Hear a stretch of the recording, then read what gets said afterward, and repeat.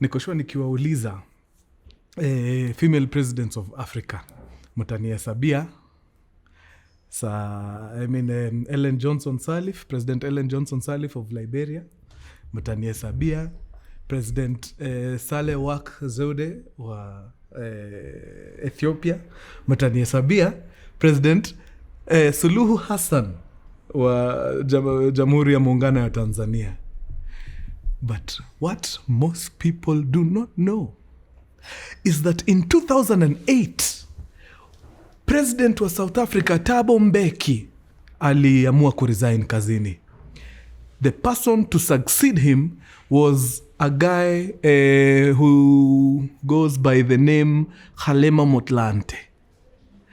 But between Thabo Mbeki and Kgalema Motlanthe, there was a president whose name is Ivy Matsepe Kasaburi, who ran the country for 14 hours after Thabo Mbeki na right before Kgalema Motlanthe achukue. People rarely talk about that lady. But Ivy Matsepe was actually a South African president in 2008 for 14 hours. Now you know.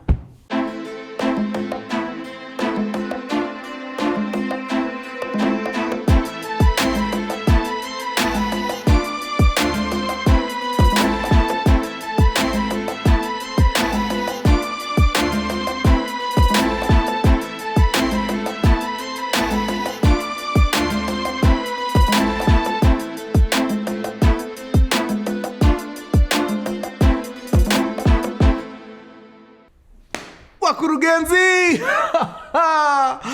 Mamen! Wadau. Mkisikia tu vibe imekubali, wejua tu, it's another one by the ladies. Haya, wadau. Tunaweza anza hii kipindi. Leo, nataka niwapeleke moja kwa moja mpaka Ujerumani. Kipindi ni cha World War. Pale tunaongelea between 1939 to 1945.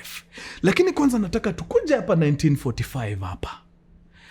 Kuna kambi, concentration camp, inaitwa Auschwitz Birkenau. Pale ndio mateso inafanyiwa Wayahudi. Jews ni Wayahudi. Jews wanaitwa aje na Kiswahili? Mtaniambia hapo kwa comments. Jews wanakipata. In fact, right now as we speak, kuna mstari imepangwa. Hii mstari iko na watoto peke yake, watoto wa Jews. Wanaenda pale kwenye gas chamber, sababu wanafaa waingie pale, wakue gas wote, waende wazikwe, sababu hii concentration camp imediscover it has no use for children. Among the children lining up to be gassed at the gas chambers is 5-year-old a very beautiful girl by the name Tova Friedman. Tova Friedman ameketi ako kwa line pale, anasonga pole pole.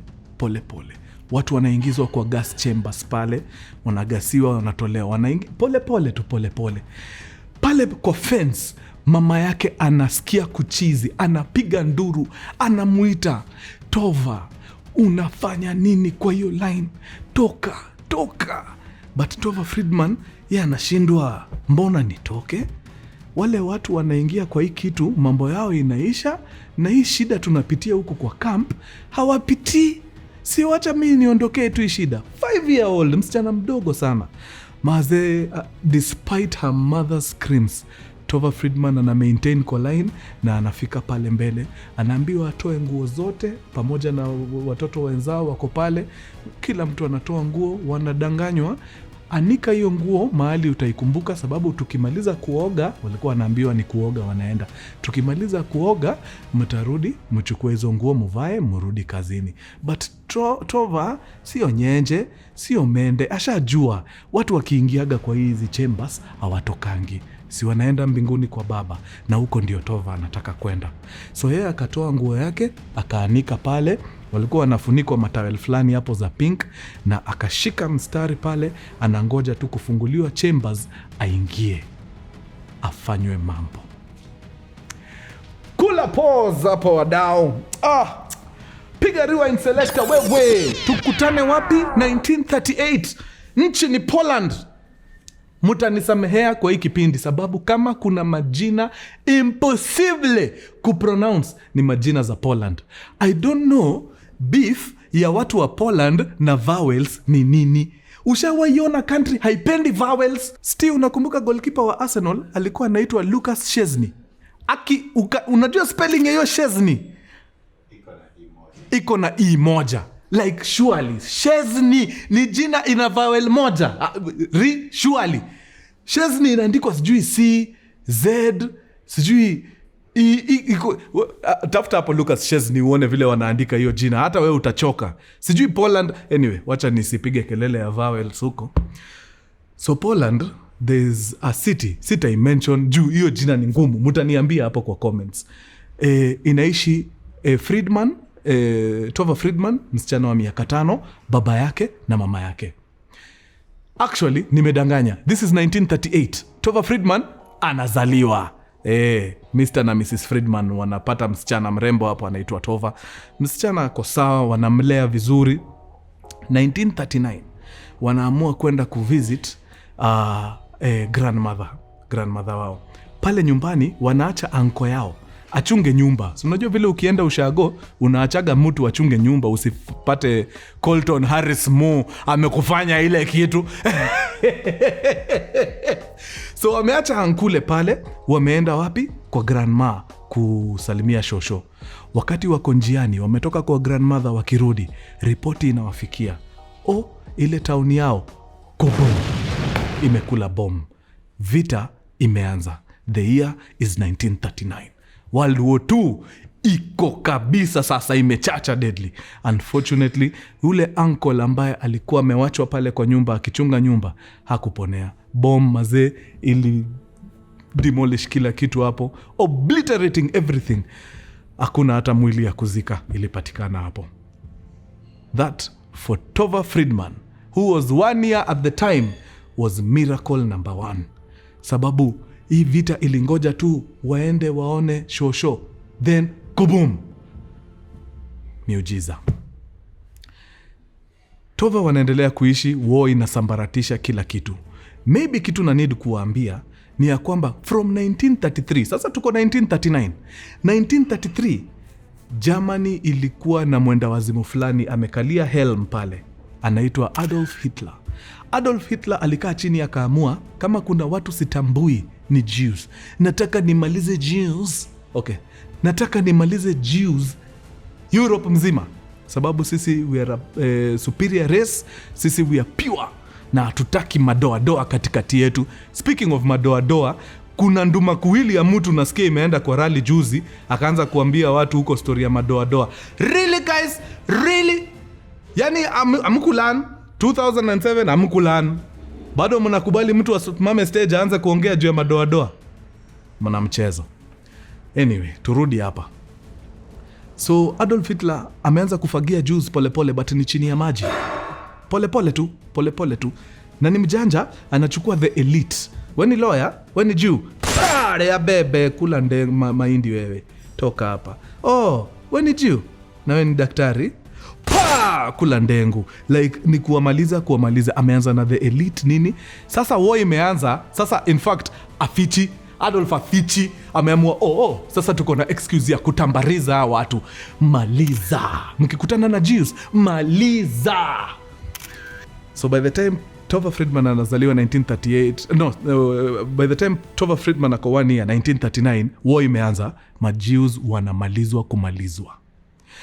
Wanaishi na uoga sababu anytime is go time. Usipokuliwa na Hitler utakuliwa na vita, sababu World War kumbukeni inaendelea, na huko Poland watu wanatandikwa tu. 1940 Hitler anatuma SS soldiers. Kuna soldiers wa Kijerumani walikuwa wanaitwa SS, walikuwa wanavaa uniforms za brown hivi na maboots.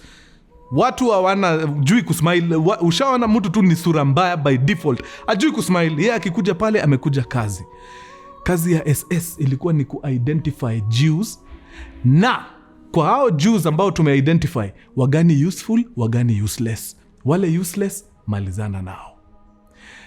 Tova Friedman anajipata kwa line. Yeye wazazi wake, extended family. Kuna auntie yake hapa ako na watoto, so cousins wa Tova Friedman wako hapo na wako kwa line. The auntie na watoto wake wako mbele yao. Wanafika kwa SS soldier. SS anaitisha kibali, kitambulisho. Anaangalia, anaona okay sawa. Mko wangapi? All right. Anaangalia huyu mama na huyu hazi wake. Okay, siko sure kama hazi alikuwa kwa line, but the mama and the kids for sure walikuwa kwa hiyo line. Akaambia okay, nyinyi na watuma mkakufe. So lines zilikuwa 2. Ukishamalizana na SS, lines ni 2. Kuna line ya wale wana dedi na kuna line ya wale wanaishi. So auntie kibali imeangaliwa. Unajua alikuwa anaangalia tu kitu kidogo tu, anakutuma kwa kudedi. Like huo SS anaweza kuangalia aone uko na blemish kwa skin, amwe tu we dedi. But mbaya kuna pimples, maybe we dedi tu. Vitu ndogo. So aliangalia tu auntie akaona no, we die. So auntie amesukuma huko kwa kudedi na watoto 2. Pale nyuma akina Tova Friedman, mama yake na baba yake wako kwa line wanakam. Maze auntie akaomba, maze akaambia mama ya Tova, please, nimekuwa condemned hapa. Maze watoi wangu 2, we chukua uingie nao kama wako. We ukipona, watoi wangu wamepona. Mimi nikiwa nao hapa for sure tutauliwa si wote. So mama Tova anachukua wale manini 2. Right before mama Tova afikiwe, right before, kuna familia ingine inapigwa interrogation. Wameitishwa cheti, inaangaliwa. This family wamefanya the exact same thing mama Tova na auntie wamefanya. Hii familia wamechukua watoto 2 wa watu ambao wamekuwa condemned. Wamekuja wameweka hapa wakajifanya ni wao. Wako na watoto 3, but wa sasa wajua kuna wengine 2 wamesema ni 5. So wakapatiana cheti. SS akawauliza, hii familia iko na watoto wangapi? Very confidently mama wa hiyo familia akasema watoto ni 5. SS akafungua kila kitu, birth certificates, nini. Akaona watoto ni 3. Akaangalia juu akauliza jamaa, makaratasi zinasema watoto ni 3. Wewe unaniambia watoto ni 5. Unanibeba ng'ombe. Mimi ni fala, si ndio? Madha akachanganyikiwa akaona hapa nimeshikwa. Akukwa na discussion. SS aliwacha kila kitu anafanya, akatoa bunduki, he shot all 5 of them on the spot. Nani ndio next kwa line? Mama Tova. Akona nani? Watoto 2 ambao si wake. So akafikiwa. No, actually right before afikiwe, aliona ile mambo imefanyika hapa na ule mtu alikuwa mbele yake. Aliangalia tu huyo mama akamwambia, I swear, wewe si umeona? Hata nitake aje please. Nikiona watoto wako 2 hapa, already mimi umeshani condemn kufa. Tafadhali, wacha tukue na chance yetu, maze pole. Akarudisha watoto kwa mama yao. Mama Tova akafikiwa. Akaulizwa, mko na watoto wangapi? Akasema mtoto ni mmoja tu. SS soldier hakubodha kuangalia cheti, hakubodha kuangalia nini. Akawaambia, Peter, we umeishi, enda pale kwa the living. Hiyo kitu iliuma mama Tova. Aliacha watoto 2 wakadedi. Angekaa na watoto aseme tu niko na watoto 3, USS maze hakuangalia. So maybe hawa watoi wangepenya maze. Hiyo kitu iliuma mama Tova, yani mpaka akakuja kudedi at the age of 45 years. Anyway, hapa nawaonyesha tu vile sasa kumeanza kuchacha pale Poland. Watu unaona sasa wanadedishwa. Hao wenye wamewekwa huku kwa living, hakuna kurudi nyumbani. Kuna places zinaitwa ghettos. Ni place tu, ni kama Nyayo Estate, but sasa wachana Nyayo Estate, hizo nyumba ni nyingi. Chukua nyumba 6 za Nyayo Estate, enclose hivi, alafu sukuma wase 15,000 huko ndani. So unapata nyumba moja wanze mkokaa watu 70 ndani. Like huko mnaishi kama wadudu hivi, mumejazana. So wasa wakaingizwa kwa ghettos, mnarationiwa mpaka food, hakuna kutoka nje na information inakuwa withheld. Wadau, ukitaka kumaliza binadamu, mnyime tu information. Fanya tu vitu na usimwambie ni nini unafanya. Leo mumejaza building 6. 15,000 people mumejaa kwa 6 buildings. Kesho mkiamka a whole building haina msee. Walienda wapi? Haujui, hakuna msee anakuambia. Unasikia tu rumors. Walichukuliwa usiku na malori, wameshutiwa, wamezikwa kwa graveyard mahali fulani pale. Mnaishi na rumors, hearsay, like ni noma. Fortunately for Tova Friedman's family, baba yake alikuwa msee walk. Alikuwa mazee anaamka na interact huko nje kiasi. Yeye alikuwa amekubaliwa kutoka nje ya gate. I think alikuwa anafanya kazi kwa factory fulani ya Wajerumani. So alikuwa anaenda na gather intel. So one time mazee amerudi amepanic deadly. Akaambia wasee wake, mazee, nimepata ripoti kuna camp zimefunguliwa. Na hizi camp wasee wanatransportiwa na malori na matrain. Lori na matrain hazitoshei wasee. Hapa tuko wasee 15,000 na lazima si wote tukue transported. So the only way tutatoshea kwa hii transport system yao ni wakiua a good number of us. So wadau, kaeni standby, any moment awasa wanaweza tumaliza. So nyinyi kama ni kuomba, tuombeni Mungu wetu anytime kana chacha. Wadau, hata siku 2 hazikuisha. Ripoti imefika kutoka kwa wabigi, tunataka tusafirishe wasee tuwapeleke kambi. So ile tu ndio tubaki na ile namba inafaa. Like 1,000 people need to go. 1,000 people, malizana nao. The whole camp, si camp, hiyo ghetto yote wanachukuliwa, wanapelekwa mahali kwa kafield hivi. SS soldiers wanakam, wana cock guns zao. Tova Friedman anasema anashukuru mama yake for one thing. The mother was always very honest with her. Yani brutally honest. Alikuwa anamwambia, sai tunaenda kushutiwa. Wale wataponea watabaki wapelekwe kwa camp. Wale hawataponea tutazikwa pale. So uko sawa? Maintain, kaa karibu na mimi, tuombe Mungu tupone. Like at the age of in fact sayo Friedman ako kitu kaa 4 years. Alikuwa shaanza kuambiwa mazee zile atrocities zina happen. So she was very aware. Alikuwa najua. Hata akionao SS soldiers alikuwa najua hii ni ngori. So kuna vile ametrainiwa a behave akionao soldiers nini. Mother alidu a splendid job. Akuficha mto hii kitu. So wakaenda wakaekwa kwa field pale. SS soldiers wakakuja na maguns and they proceeded to fire indiscriminately in the crowd. Mama Tova ameshikilia tu Tova hapa kwa ground, anapiga tu maombi yake mufti, and after what seemed like an eternity, kukanyamaza. Mama Tova akajisikia, akasikia niko sawa. Akaangalia chini, akapata Tova ako sawa, amefunga tu macho but bado anapumua. No scratch, no nothing. They were unscathed. Hakuna risasi hata moja iliwaguza. They needed, the SS soldiers needed like 1,000 dead. They had their numbers. More than 1,000 people lay dead on the ground. That for Tova Friedman and the mom was miracle number 2. Like machine guns zinatembea hivi, hamguzwi na risasi hata moja aje. So ikakuwa ni hivyo, mambo imeisha. What the Germans used to do ni walikuwa wanatumia hawa Jews ku clean up. Walikuwa wanatumia hawa Jews kuharibu na kusafisha. So haifai ijulikane kulikuwa na massacre hapa. Haifai ijulikane kulikuwa na over 1,000 people wamededi hapa. So nyinyi Jews ambao mumesurvive, muchukue vifagio, wanaume mubebe hizi bodies. Graves situliwachimbisha jana. The previous day, the men walikuwa wameenda huko kwa field wakachimba mass graves. Mubebe hizo bodies zote, muende muziweke wapi? Kwa grave na muwazike. Akina mama, hii damu yote imemwagika hapa kwa hii space. Nikirudi hapa nataka niwekelee buffalo hapa chini nikulia hapo. Sitaki kuona drop ya damu hivi. Wadau, mahali 1,000 people plus wameshutiwa, hiyo damu iko hapo, si damu tu unaweza panguza hivi na kitamba. Like it's a river of blood. Hao watu walisafisha hiyo kitu. Like ungerudi hapo like after a day or 2, haungesema more than 1,000 people waliuliwa hapa jana.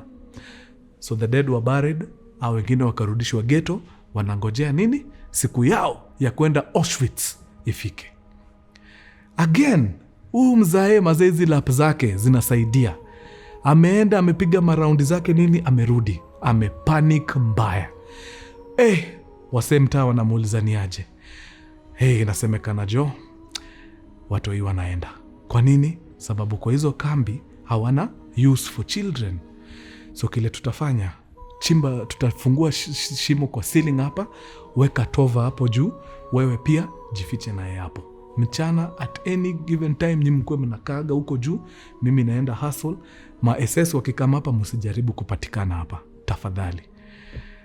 Kumbe huyu jamaa alikuwa among the team that was used to dig graves for children. So walikuwa washaenda wakachimba graves za watoi. So akikuja hapa kurelay information, ini kitu walikuwa sure watoi wanakujiwa. Wadao, that very night the SS soldiers came in the truckloads. Wakapack malori hapo, and they went inside every apartment, hizo flats zao, wakichukua watoto walikam, wakapakiwa kwa malori wote.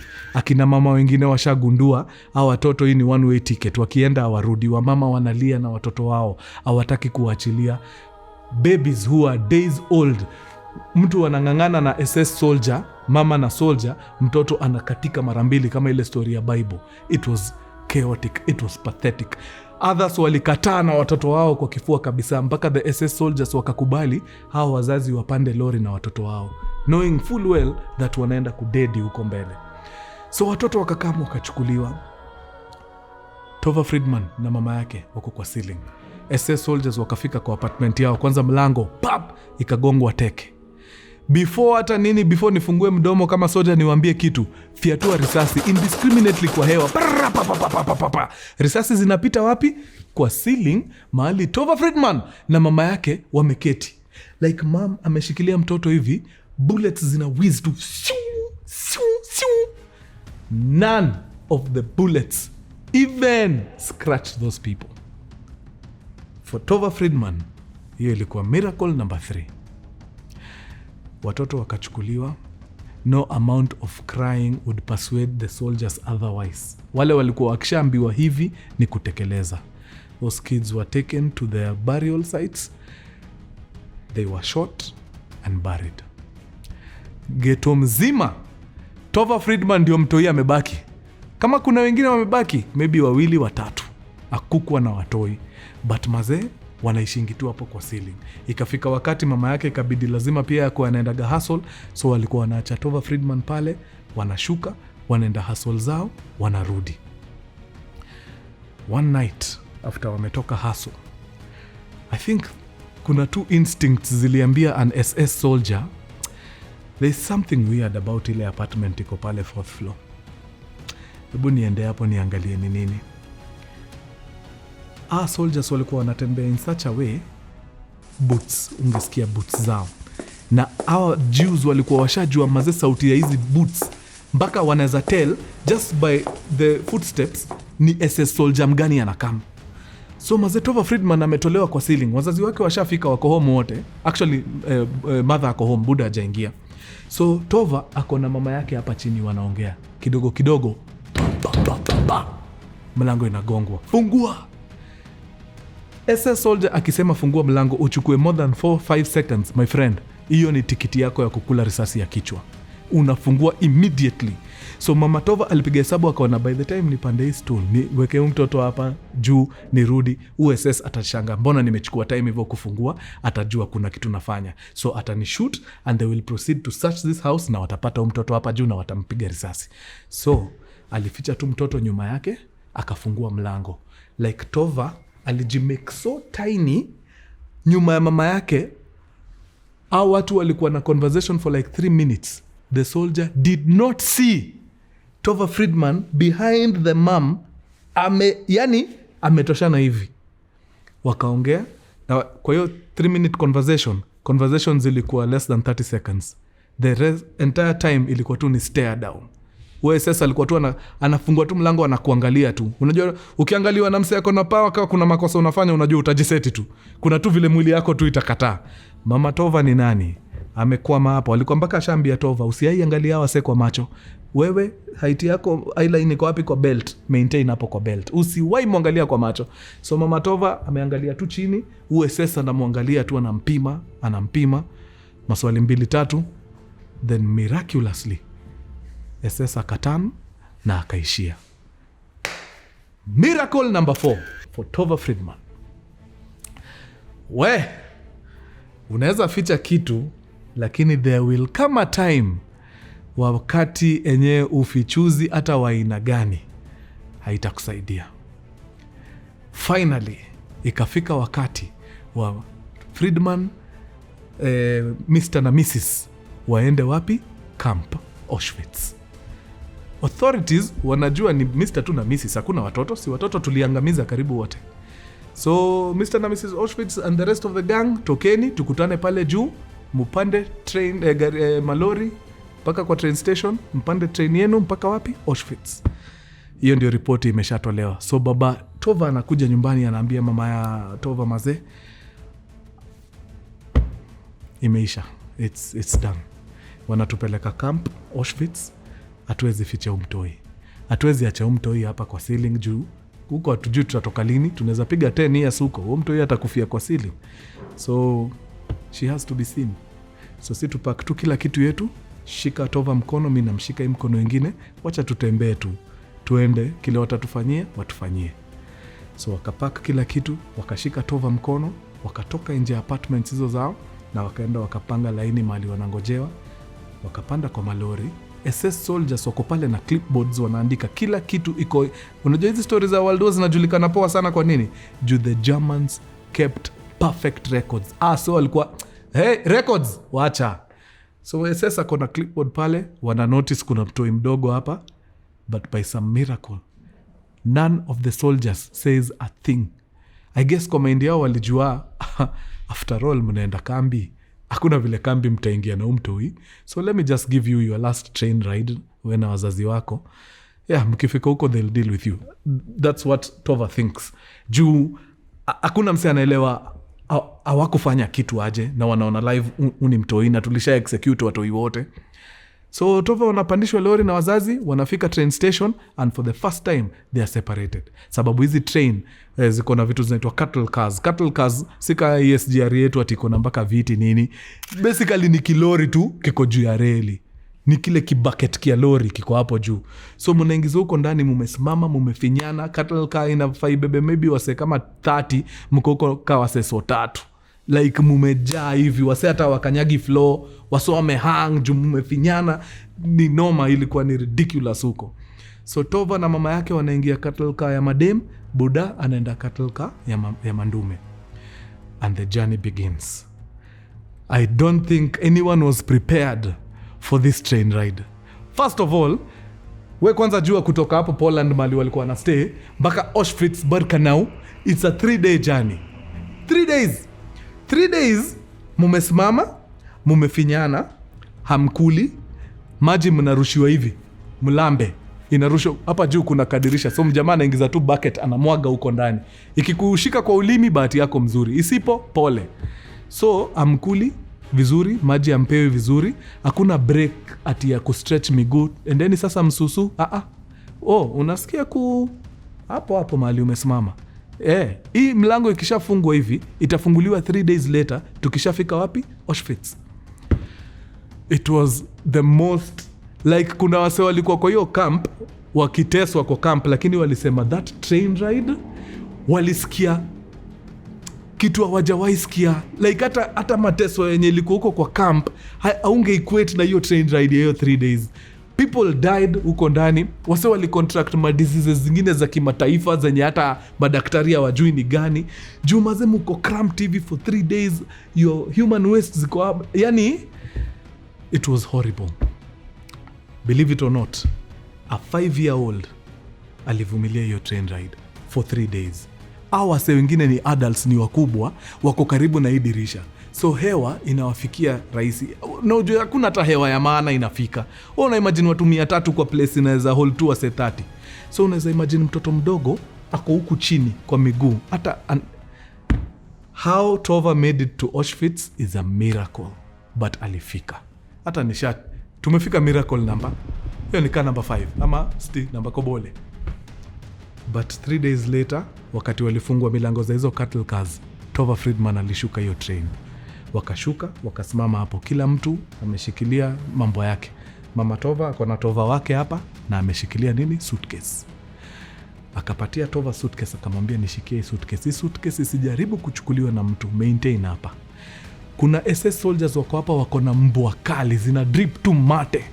Tova anatetemeka dead, anaogopa mbwa hata kuliko ama SS. But amekoma na suitcase ya Mathe amekimbia, ameenda ametafuta Buda. Buda amesurvive. But kwa hiyo cattle car yao ilikuwa ngori, paranoia na kila kitu. Watu mazee waliingia tu mental illness quick, walianza kufight ndani hiyo gari. Wase walinyongana huko ndani, like there were people who died huko as a result of violence. Due to conditions ilikuwa so bad, wase walichizi. But Buda akashuka, na hiyo tu ndio kitu Mathe alikuwa anataka kuconfirm. Akaona mpenzi yako sawa, akarudi teke hadi wapi? Kwa Mathe, kwa mtoi. Haya, wase wamefika, wameshuka. Mnakumbuka hapa tuko na mtoto, hatufai kuwa na mtoto. Watoto tulisha execute, tumefika aje na mtoto? Desturi ilikuwa mkifika pale mnagawanyishwa.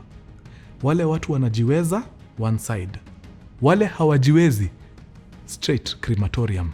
Either mchomwe, mgasiwe, ama mshutiwe. Selection inaanza kupangwa. Wale watu ambao hawajiwezi, wacha nikusomee, ni watu wazee ambao hawawezi fanya kazi.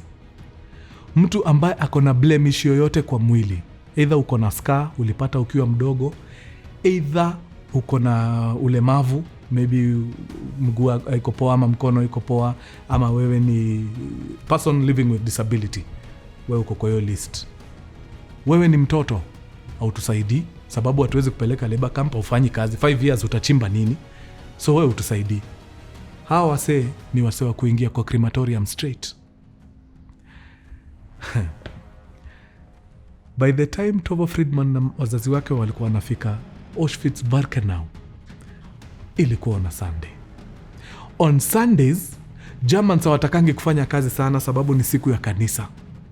So zile nini zilikuwa zina operate chambers za kugas watu na ma-oven za kuchoma watu zilikuwa at capacity, sababu hawangefungua hizo zingine.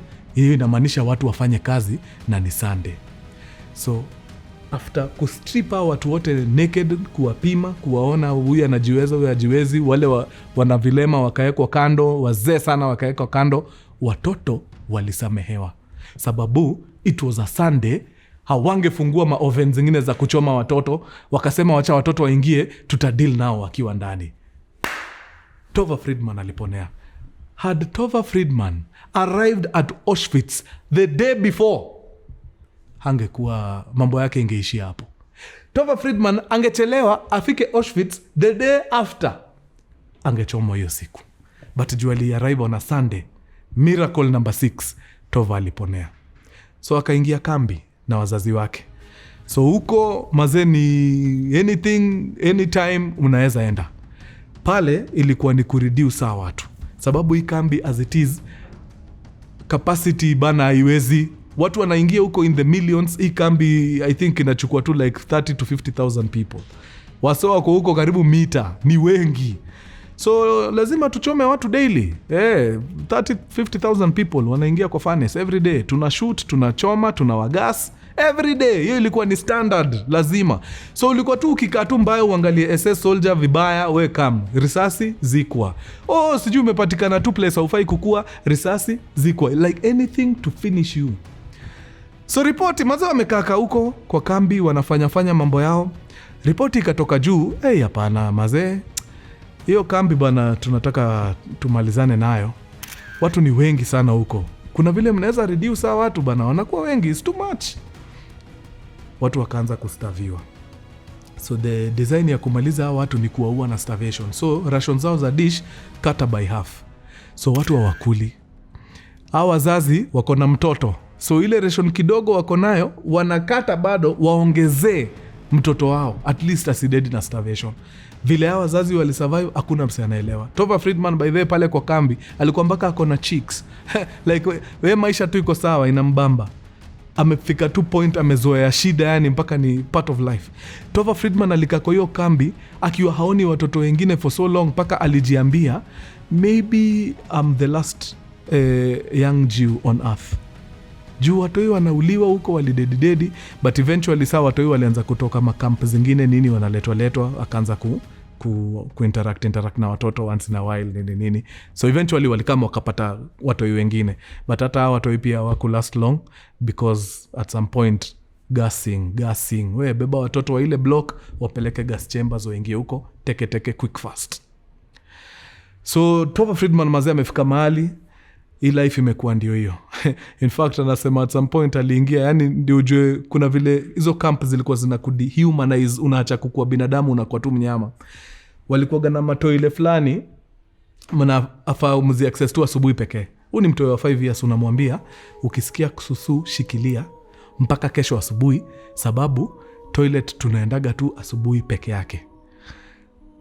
Hiyo asubuhi I think alikuwa amekazwa deadly, alienda mazee hapo kwa hizo toilet zao zilikuwa ni ka platform hivi, kako na mashimo kadhaa, so unafaa una squat tu hapa juu, but ukae careful otherwise usipokuwa rada unaweza enda.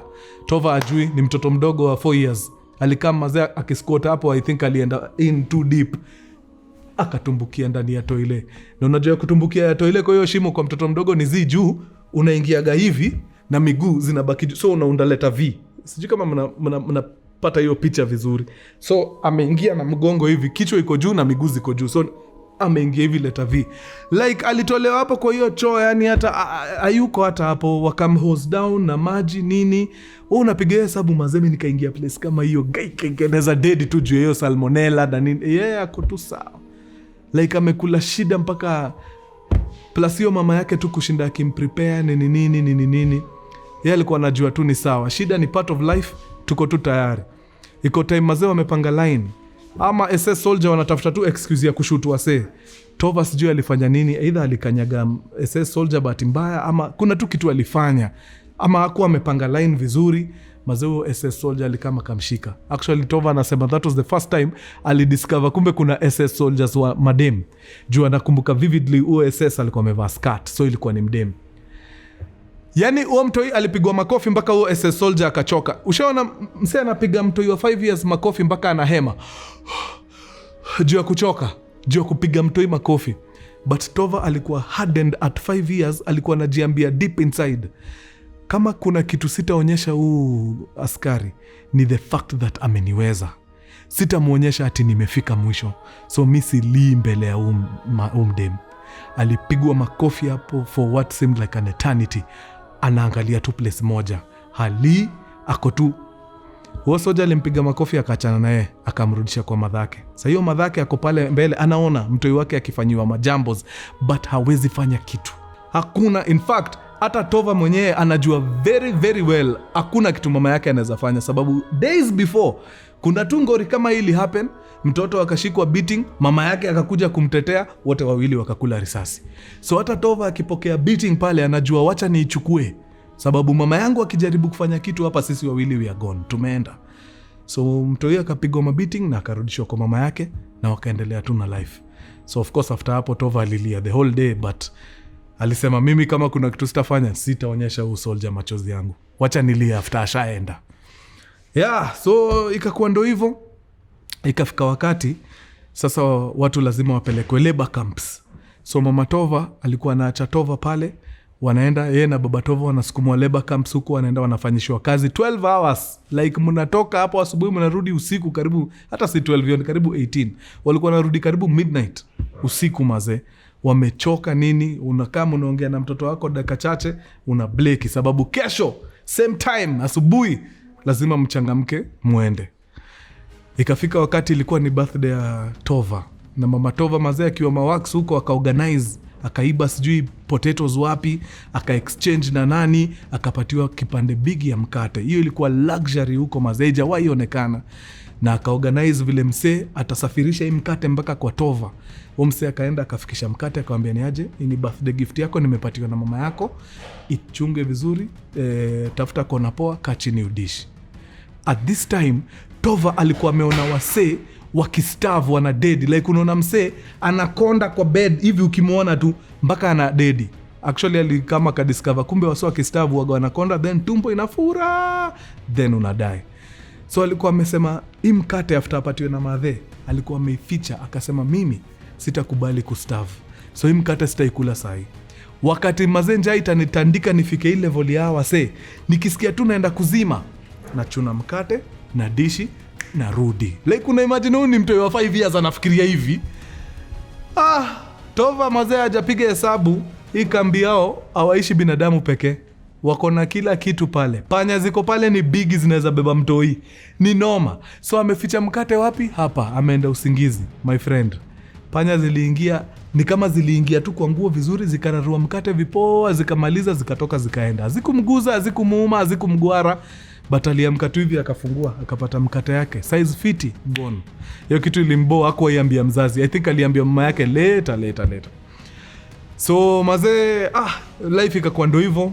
At some point akaanza kukubali, okay, I think hii kitu ni mali hawa se wanaingia pale, naona tu moshi inatoka, naona ni kama ni heaven wanaenda. I think wacha niingia hapo. Hapa wamekaa kwa hii kambi karibu 7-8 years. Hapa sasa tunaongea around 1945. Ikafika wakati mazee, time ikafika. SS wakakam, watoto wakaitwa wote, waende wapange line, waingie wapi? Uko kwa magas chambers. Tova akapanga hiyo line gladly. Like alikuwa nasikia tu fiti. Ushasikia ni ile peace of mind, uko calm. Wacha tuende tuingie kwa ile room. Hata sisi tukue hiyo moshi ya wase, tuende heaven mazee, hata tuondoke hii shida. Na watu hiyo wakakuwa matched mpaka kwa gas chambers. As wana match towards the gas chambers, mazee madhake anamuona akiwa the other side of the fence. Anapiga nduru, anamuita, anamwambia Tova mazee, toka kwa hiyo line, toka mazee, come kwa fence, nikwambie kitu. Tova anashindwa, mbona ule madhe anapiga noise huko na mimi naenda mazee place fiti? So akaambia tu madhe, iko sawa, mi wacha tu nichangamke. Madhe alikuwa heartbroken. Azinaliangalia tu mtoi wake akienda gas chambers, yani hakuna kitu anaweza fanya. Watoi wakaenda wakafikishwa pale kwa mlango wa gas chambers. SS soldiers wakakama wakawambia, sasa toeni nguo zenu zote, zianikeni hapa. Kila mtu akumbuke mali ameanika nguo zake, sababu mkitoka hapa kuoga, sababu mnaingia kuoga, mtakuja mvae hizi nguo zenu na mrudi kwa uko kwa kambi. Sasa. So Tova akatoa nguo zake zote, akazianika pale. Walikuwa wanapatiwa matawel fulani, akajifunika towel na akatulia hapa. Anangoja mlango ya gas chamber ifunguliwe, waingie ndani, wakuwe gassed ama wakuwe cremated, mambo yao ishie hapo. Walikuwa wanaingiza kwa furnace, mnachomo huko kama kitu kingine. So mazee ametulia hapo, SS soldier mazee ako hapo, ameangalia nini. As mlango inaenda kufunguliwa hivi, SS soldier mwingine anakam. Anasema, ngoja kidogo, nafikiri kuna clerical error hapa. Ni file gani umetumia kuninia watu? Anapatiana file. Hapana, sio hii, this is the wrong one. SS anapatiana file, ana confirm, ana discover, okay, so this is the right one. Ndio tunafaa tunaingiza hapa. Basi kwa hii list kuna watu kama 10, 15, 20 wako hapa wanakuja kugasiwa, hawako kwa hii list. Among those people, Tova Friedman alikuwa hapo na one of her friends. Wote wawili wakatolewa, wakaambiwa, nyinyi siku yenu ya kuoga si leo, tutawaambia ile siku mtahitajika. 7th miracle. Like hapo akienda tu kuingia gas chambers, akaseviwa, akatoka, akarudi. Like unaweza imagine the joy on her mom's face after one jo mtoi ametoka jo kwa gas chambers. Akamuuliza mpaka nini, mbona mjaingia? Tova akajibu, akamwambia mama yake, wamesema tutaingia next time.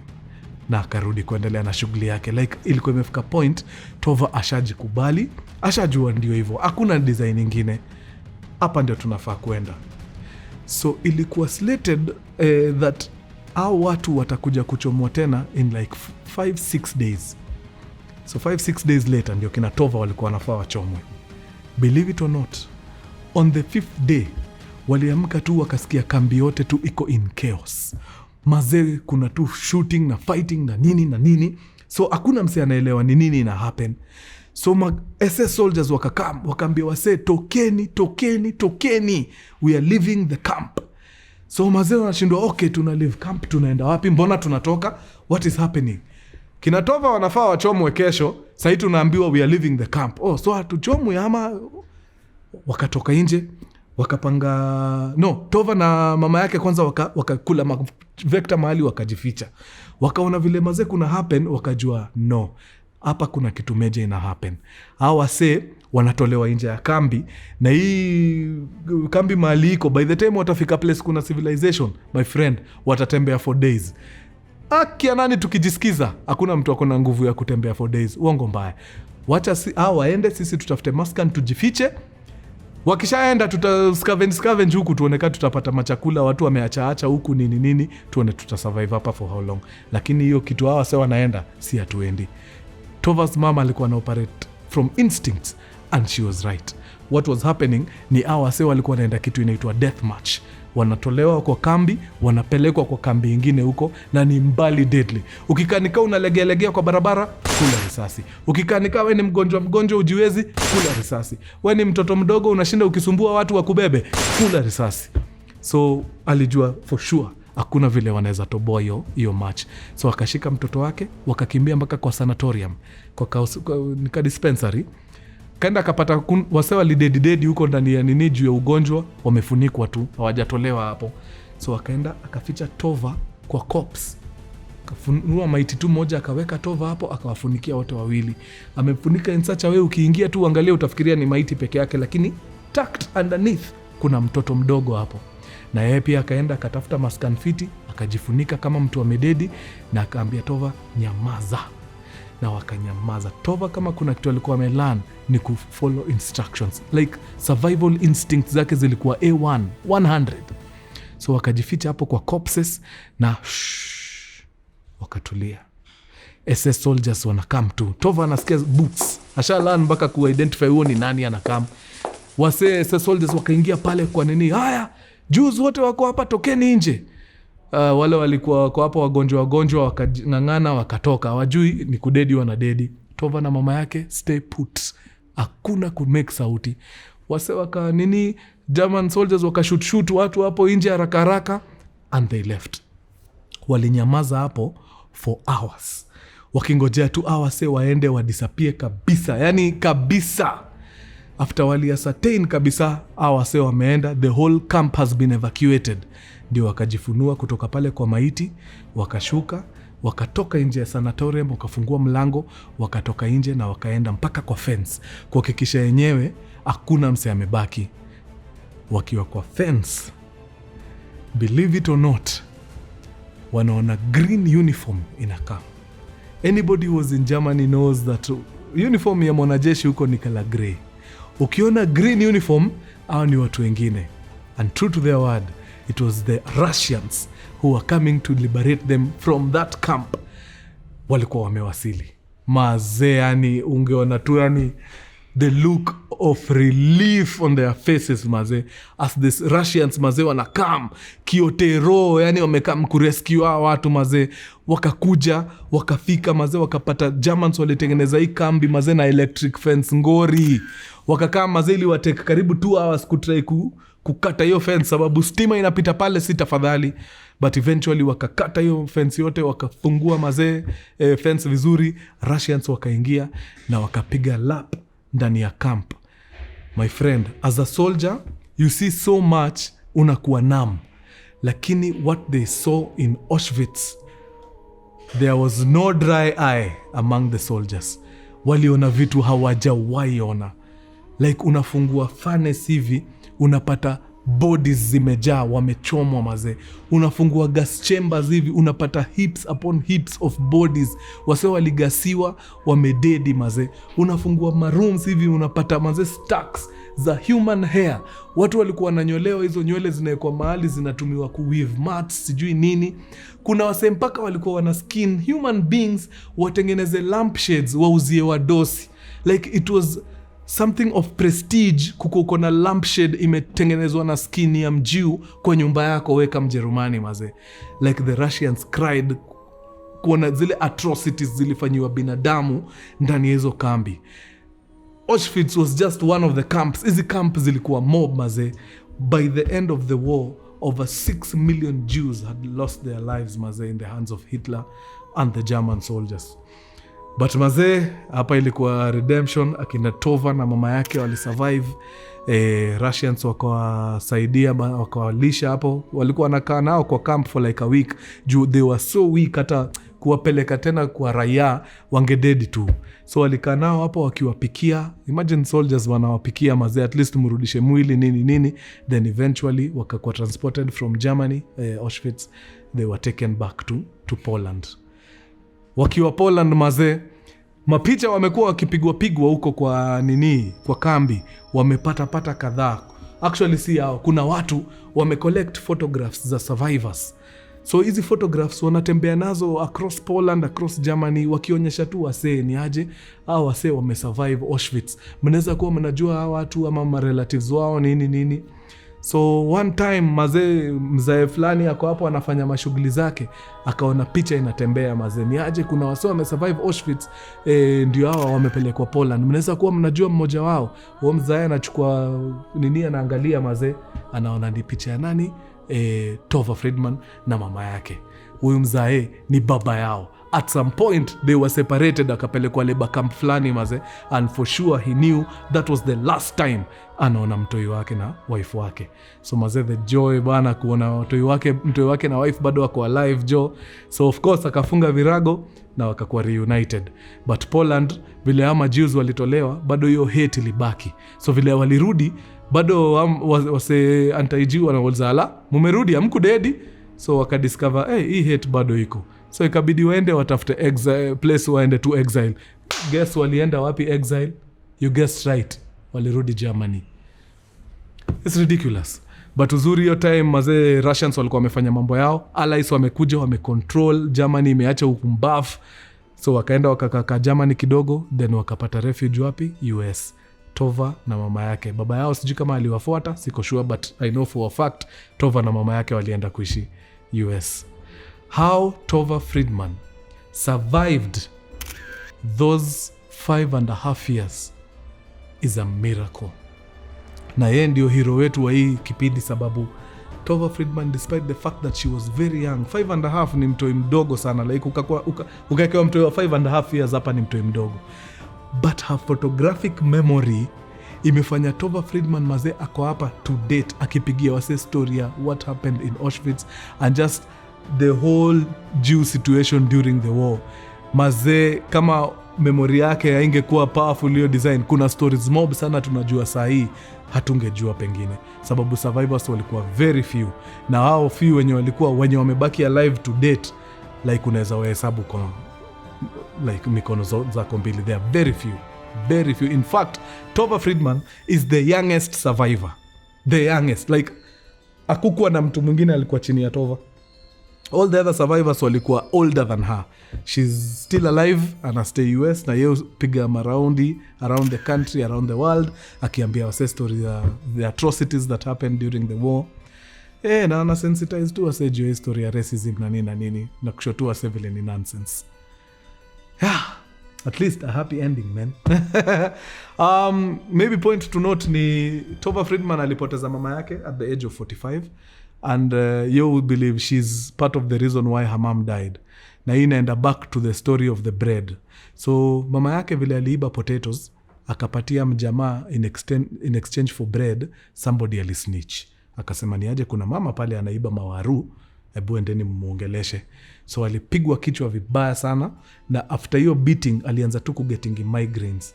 Hiyo kichwa ndio ilikaa ikammezeshea at age 45 akadedi. Hiyo kitu ubo Tova Friedman sana, sababu mama yake aliendiwa hiyo beating yote to the extent that hiyo beating ilikaa ikamuua, na hiyo mkate alimpatia mazee ya kupiga hata bite. Sad. Yeah, na story nakamilikia hapo wadau. This is a long one. Hapa najua tumegonga 1 hour. But nawatambua sana, imekuwa true sana.